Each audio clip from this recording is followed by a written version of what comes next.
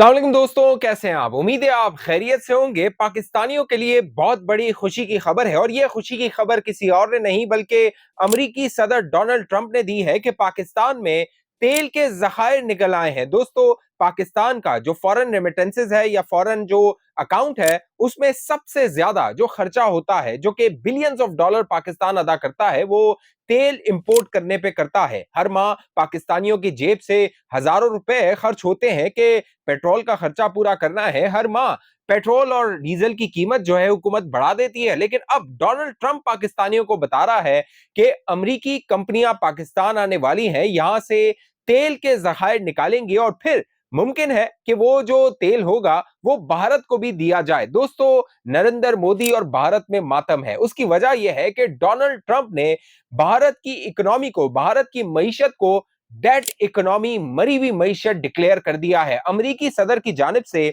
एक किसी मुल्क की मईशत को, और पांचवी बड़ी मईशत यानी कि भारत पांचवी बड़ी मईशत है, उसको डेड इकोनॉमी डिक्लेयर करना तमाम उन इन्वेस्टरों, जो सरमायाकार हैं, जो भारत में सरमायाकारी करने वाले थे या कर रहे थे, उनके लिए कह लीजिए बड़ा धचका है। उसकी वजह यह है कि पाकिस्तान जो दुनिया है उसमें सुपर पावर अमेरिका है। अमेरिका की बड़ी ट्रिलियंस ऑफ डॉलर की कंपनीज हैं, वो जाके मुख्तलिफ ममालिक में सरमायाकारी करती हैं। भारत के अंदर भी कई अमेरिकी कंपनियों ने सरमायाकारी की हुई है, लेकिन अब अमेरिकी सदर की जानिब से कहा जा रहा है कि भारत की इकोनॉमी डेड इकोनॉमी बन चुकी है। भारत के ऊपर जो बॉम्बशेल डोनाल्ड ट्रंप की जानिब से अब फायर कर दिया गया है, वो टैरिफ है, जो कि दुनिया में सबसे ज्यादा टैरिफ अब भारत पर अमेरिका की जानिब से लगाया गया है। न सिर्फ टैरिफ लगाया गया है बल्कि 10% का जुर्माना लगाया गया है। एक जानिब 25% का टैरिफ है, जो कि भारतीय मसनूआत होंगी उन पर लगाया जाएगा। जब वो अमेरिका आएंगी उस पे टैक्स देना पड़ेगा।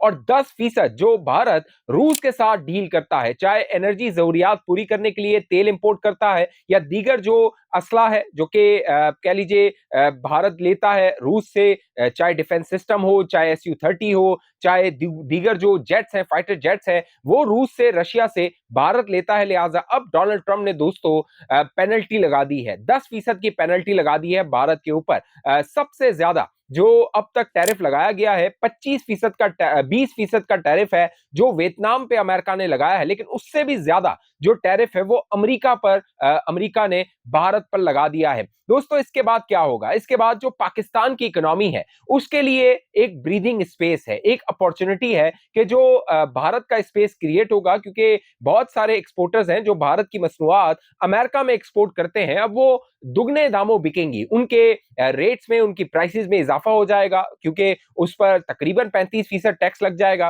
तो वो मसनूआत महंगी होंगी। तो पाकिस्तान के लिए एक अपॉर्चुनिटी है। और ये सब कुछ कैसे हो रहा है?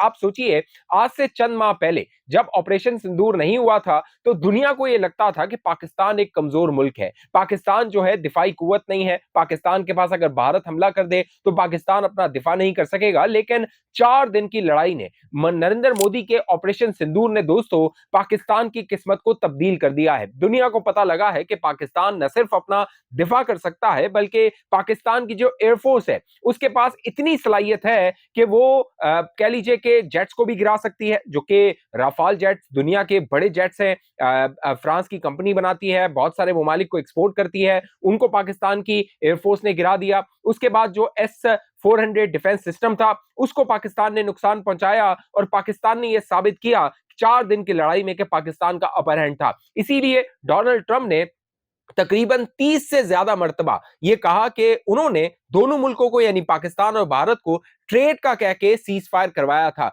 नरेंद्र मोदी और जो भारत की बीजेपी है वो ये मानने को तैयार नहीं थी कि डोनाल्ड ट्रंप ने सीज फायर करवाया है, लेकिन दोस्तों पाकिस्तान इसका एतराफ कर रहा था और अब पाकिस्तान को उसका सिला मिल रहा है, पाकिस्तान को उसका रिवॉर्ड मिल रहा है। डोनाल्ड ट्रंप की जो हमदर्दियां है, डोनाल्ड ट्रंप का जो झुकाव है, वो अब पाकिस्तान की तरफ नजर आ रहा है। साफ उसका डोनाल्ड ट्रंप इजहार भी कर रहा है। साथ साथ जो भारत की कह लीजिए फॉरेन पॉलिसी है वो बुरी तरह एक्सपोज हुई है, बुरी तरह नाकाम हुई है। भारत की जो डिफेंस पॉलिसी है वो बुरी तरह नाकाम हुई है और अब भारत की जो इकोनॉमी है उसको डेड इकोनॉमी जो डोनाल्ड ट्रंप है उसने डिक्लेयर कर दिया है। दोस्तों, नरेंद्र मोदी जो कि 2014 से बरसरे इक्तदार है भारत में, उसने सिर्फ और सिर्फ अगर काम किया है तो अपनी पीआर और इमेज बिल्डिंग पे काम किया है। नरेंद्र मोदी को यह लगता था कि अगर मोदी का नाम होता है, यानी मोदी को लोग जानते हैं या जो ग्लोबल लीडर्स हैं वो जानते हैं, उनके साथ मुलाकात करते हैं, तो वो भारत से समझो जो है वो बिजनेस कर रहे हैं। लेकिन दोस्तों,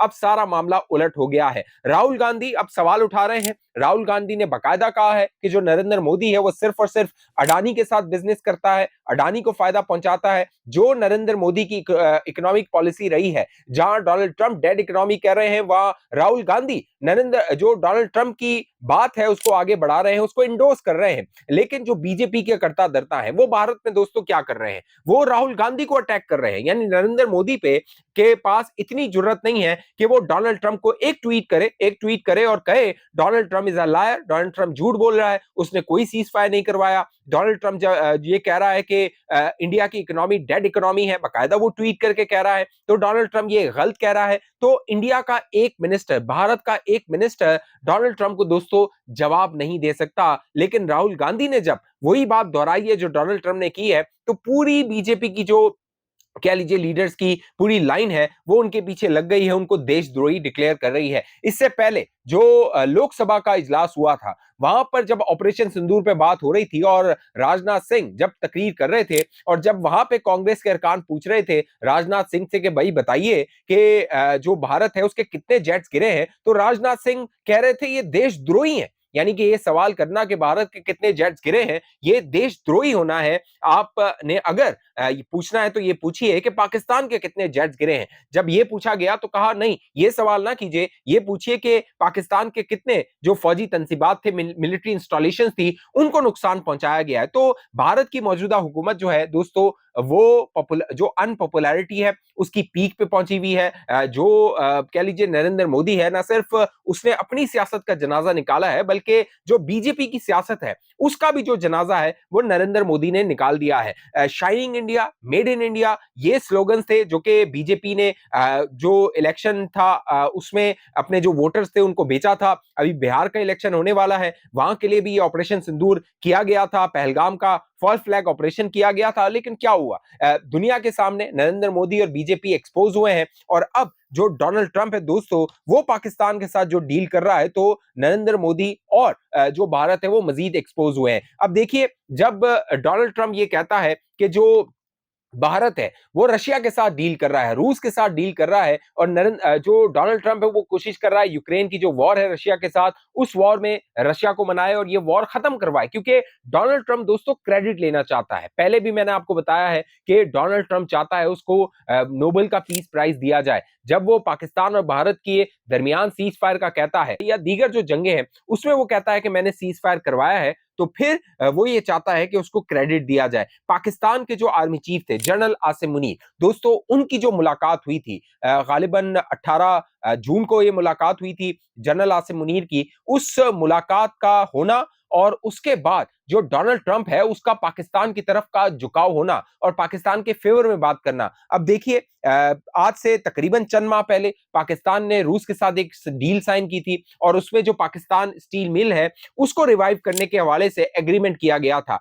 उस पर जो डोनाल्ड ट्रंप या अमेरिकन एडमिनिस्ट्रेशन है उसका रद्देमल नहीं आया। इसका मतलब कि जो उनको मसला ये नहीं है कि रूस से डील किया जाए। यूरोप के कई ममालिक हैं जो कि रशिया से गैस लेते हैं, उस पर डोनाल्ड ट्रंप को एतराज नहीं है। उसके बाद पाकिस्तान जो है वो ईरान के साथ जो मामलात थे उसको आगे बढ़ा रहा था। ईरानी जो सदर थे मसूद पज़ेश्कियान, उनका जो दौरा था वो पाकिस्तान का मुतवक्के था, अभी वो पोस्टपोन हो गया है, आने वाले दिनों में वो हो सकता है। तो ये तमाम खबरें, चाहे वो रशिया के हवाले से हो, चाहे ईरान के हवाले से हो, पाकिस्तान के हवाले से वो खबरें आती रही थी, उस पर अमेरिकी एडमिनिस्ट्रेशन का वो रद्देमल नहीं था जो भारत के हवाले से जब कह लीजिए इस तरह की खबरें आती हैं तो रद्देमल आ रहा है। अब भारत के अंदर भी ये सवाल हो रहा है कि आखिर हुआ क्या है, क्या डोनाल्ड ट्रंप और नरेंद्र मोदी के दरमियान कुछ हुआ है? अगर आपको याद हो, इससे पहले जो G7 समिट हुई थी उस दौरान भी जब जनरल आसिम मुनीर अमेरिका में थे, तो डोनाल्ड ट्रंप ने बाकायदा कॉल की थी नरेंद्र मोदी को और मोदी से कहा था कि आप वाशिंगटन होते हुए जाइए। तो नरेंद्र मोदी ने कहा था कि मैं मसरूफ हूं, मैं नहीं आ सकता हूं। तो नरेंद्र मोदी और जो डोनाल्ड ट्रंप है वो एक दूसरे को इग्नोर कर रहे हैं, मुलाकातें इनकी नहीं हो रही हैं। और अब सितंबर में कहा जा रहा है कि जो कॉर्ट की कॉन्फ्रेंस है वो होने वाली है न्यू दिल्ली में, भारत में। तो वहां पे जब डोनाल्ड ट्रंप आएंगे तो क्या डोनाल्ड ट्रंप नरेंद्र मोदी के लिए उनके होम ग्राउंड में न्यू दिल्ली में एम्बेरसमेंट पैदा करेंगे, कुछ इस तरह का बयान देंगे जिससे नरेंद्र मोदी को मजीद जो है वो एम्बेरस होना पड़े। तो मोदी जो है दोस्तों वो डोनाल्ड ट्रंप का नाम नहीं ले रहा। आपको याद होगा राहुल गांधी ने बकायदा लोकसभा में कहा था कि आप कहिए, नरेंद्र मोदी से कहा आप कहिए कि डोनाल्ड ट्रंप जो है वो झूठ कह रहा है, लेकिन नरेंद्र मोदी की इतनी जुर्रत नहीं हुई कि वो कह सकता। तो पाकिस्तान की जो पोजीशन है वो मजबूत से मजबूत तर हो रही है। पाकिस्तान की जो ट्रेड डील थी अमेरिका के साथ वो भी लॉक हो चुकी है। पाकिस्तान के जो फाइनेंस मिनिस्टर थे वो अमेरिका में मौजूद थे, वॉशिंगटन में। वहां से खबरें आ रही हैं कि उस ट्रेड डील को लॉक कर दिया गया है। तो पाकिस्तान के लिए अमेरिका के साथ जो मामलात हैं, अच्छी खबरें आ रही हैं, लेकिन जो भारत है दोस्तों उसको मुश्किलात का सामना करना पड़ रहा है। इस हवाले से आप दोस्तों की जो भी राय नीचे कमेंट कीजिए। अब तक ये चैनल आपने सब्सक्राइब नहीं किया, जरूर सब्सक्राइब करके साथ घंटी का निशान उसको दबाइए, वीडियो को लाइक कीजिए, शेयर कीजिए। फेसबुक पे देखने वाले दोस्त पेज को लाइक फॉलो करके इस वीडियो को लाजमी शेयर कीजिए। अगली वीडियो तक मुझे इजाजत दीजिए, अपना ख्याल रखिएगा। पाकिस्तान जिंदाबाद।